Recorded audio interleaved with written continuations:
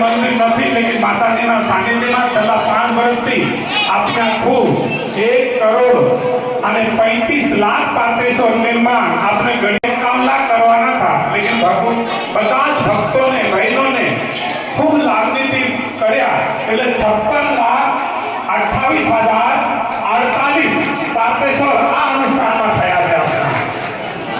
56 લાખ આપણા દેશના પ્રધાનમંત્રી કહે 56 ઇંચની છાતી થયા છે, એટલે આપણે આનંદથી કહી શકીએ કે અમારા ધનસુરાના વિસ્તારમાં ભગવાનના ભક્તો રહે છે। અને સૂર્ય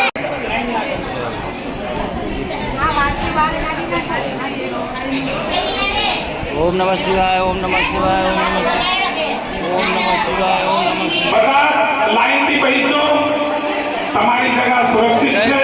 માતાજી સાથે जय श्री આવો આવો કઈ ગયા जय सिया राम, जय सिया राम, जय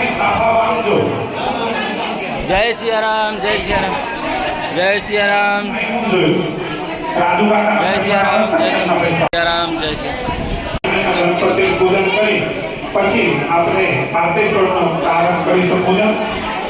આપણે બરાબર સમયથી ચાલીએ છીએ, આપણે 9:30 વાગે પૂજનનો સમય સમાન લેજો। पुजारी ने रवि महाराज ने बधाने साफा बांधो।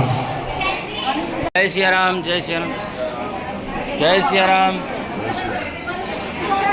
जय सिया राम, जय सिया राम।